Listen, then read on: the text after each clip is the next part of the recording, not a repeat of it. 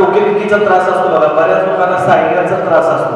सायन्यात ज्यावेळेस व्हायला लागतो त्यावेळेस खूप त्रास व्हायला लागतो. तर अशा लोकांनी काय करायचं, सायन्यास म्हणजे माहिती आहे ना, सर्दी साठवून राहते. या दिवसांमध्ये सर्दी खोकल्याचा त्रास खूप वाढलेला असतो. तर साधा इलाज सांगतो, लसूण आणि तूप आणि लसूण एकत्र करायचं, ते भाजायचं. लसूण आणि तूप एकत्र करून भाजायचं आणि ते थोडं थोडं खायला चालू करायचं. एक चमचा तूप मध्ये एक पाकळी लसूण टाकायची, एक चमचा तुपामध्ये एक लसूण पाकळी टाकायची, की ते भाजून ना खायला चालू करायचं. बघा तुमचा सायनस कमी व्हायला लागतो, सर्दी कमी व्हायला लागतो, खोकला कमी व्हायला लागतो. करून बघा आणि मग सांगा. दिवसातून फक्त एकदाच करायचं आहे. अशा पद्धतीने खूप सारे इलाज आहेत जे छोटे छोटे गोष्टीतून आपण घालू शकतो. आता बऱ्याच लोकांना बघा डोळ्यांचा त्रास असतो, नजर कमी येणे, काचबिंदू, मोतीबिंदू, किंवा बऱ्याच लोकांना डोळे लाल होणे, डोळ्यामध्ये मास येणे, काय काय होणे, बऱ्याच गोष्टी होतात. तर या लोकांना, विशेष करून शुगरच्या लोकांना काय असते, एक दिवस दिसायला म्हणजे चांगलं दिसतंय, एक दिवस दिसायला म्हणजे सगळं ब्लरच दिसतंय. कधी कधी कसं असतंय, संध्याकाळी ब्लर दिसतंय, सकाळी चांगलं दिसायला लागतंय, कधी कधी सकाळी ब्लर दिसतंय, संध्याकाळी परत ते चांगलं दिसतंय, असं उलट सुलट होत राहतंय. एकेकाला 8-8 दिवस ब्लर दिसायला लागतं, डोळ्यामध्ये लोड येते. हे जर घालवायचं असेल तर साधा सोपा इलाज सांगतो. संत्र्याची साल पाण्यामध्ये टाकून उकळवायची, संत्र्याची साल पाण्यामध्ये टाकून उकळवायची आणि मस्तपैकी काय करायचं, ते गाळून घ्यायचं ते पाणी. त्याच्यामध्ये तुरटीचे फेरे मारायचे आणि त्याचे 2-2 थेंब तुम्ही डोळ्यांमध्ये सोडायचे. बघा डोळे चकचकीत होतात, लगेच तुम्हाला ओके दिसायला लागते. जे डोळ्यावरती आलेला जो पडदा असतो तर तो क्लीन होऊन जातो. करून बघा आणि मग सांगा. ह्या गोष्टी करायला पाहिजे. त्याचबरोबर अजून सांगतो, डोळ्यांसाठी जर म्हणत असेल तसं तर सगळ्यात महत्वाचं म्हणजे डोळ्याला काचबिंदू, मोतीबिंदू असे कुठलेही प्रकार होऊ नये, किंवा डोळे छान राहावे, आपली नजर चांगली राहावी असं जर वाटत असेल तर त्रिफळा घ्यायचा, त्रिफळाचा काढा करायचा, उकळवायचं. म्हणजे त्रिफळा, एक चमचा त्रिफळा एक तांब्यावर पाण्यामध्ये टाकून हे कडक उकळवायचं आणि हे काय करायचं, कडक उकळून कोमट झाल्यानंतर वस्त्रगाळ करून घ्यायचे आणि त्याने डोळे धुवायचे. त्या पाण्यानं डोळे धुवायचे. बघा तुमचे डोळे लगेच चकचकीत व्हायला लागतात, खूप छान प्रकारे तुम्हाला दिसायला लागेल.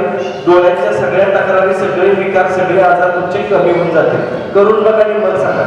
अजून सांगतो, दात मजबूत ठेवणं गरजेचं आहे, कारण दात मजबूत राहिले तर शरीर मजबूत राहते. नाहीतर श्रवणक्रिया जर व्यवस्थित नाही झाली तर पचनक्रिया आपली बिघडून जाते.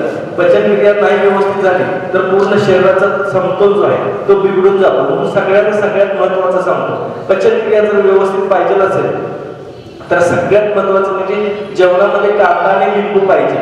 एक वेळ कांदा नसेल तर चालेल, पण लिंबू असला पाहिजे. बरेच लोक कांदा खात नाहीत, लसूण खात नाहीत. त्याला विनंती, औषध म्हणून खायला हरकत नाही, कारण कांदा हे कफाचं प्रमाण घालवतो. लसूण हा सुद्धा हृदयासाठी खूप चांगला असतो. आणि त्याचबरोबर तुम्ही जर बघा, कांदा, लसूण आणि लिंबू जर म्हणला तर पाचन खूप, लिंबू म्हणजे पाचनच म्हणतो आपण, तर ते पचनक्रिया खूप छान प्रकारे वाढवतं. त्याचबरोबर आता घरामध्ये, आपल्या स्वयंपाकघरामध्ये तुम्हाला तमालपत्री माहिती आहे, तेजपत्ता काय म्हणतात तुम्ही? तेजपत्ता म्हणतात का तमालपत्री? समजलं ना तुम्हाला? काय तरी म्हणतात, तमालपत्री किंवा तेजपत्ता, दोन्ही एकच आहे. तर काय करायचं, एक मोठं पान घ्यायचं, सर्वसाधारण एक ग्लासभर पाण्यामध्ये टाकायचं आणि कडक उकळवायचं.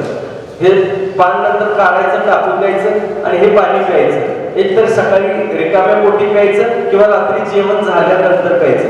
पूर्ण पचनक्रिया खूप छान प्रकारे, पूर्ण संस्था म्हणजे तुमच्या श्रवणक्रियापासून ते तिथपर्यंत सगळं क्लीन करून टाकतं.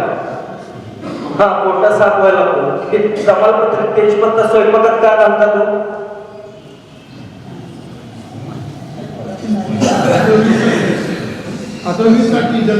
कशासाठी? चवीसाठी म्हणून जनरली समज आहे. समज चवीसाठी म्हणून. दादांसाठी बरोबर टाळ्या वाजवा, एकटेच रिस्पॉन्स द्यायला लागेल. बरोबर वाजवा. जर नाही, बरोबर आहे. माणसांचा समज कसा आहे, महिलांचा तर नाही, चवीसाठी म्हणून. त्याला कसली चव आहे सांगा, ते खाऊन बघितले का? काय चव नसते त्याला, उलट चावू पण वाटत नाही, असं असते. पण ते पूर्वीचे लोक किती हुशार बघा, ते स्वयंपाकात आणण्याचं कारण तेच असते.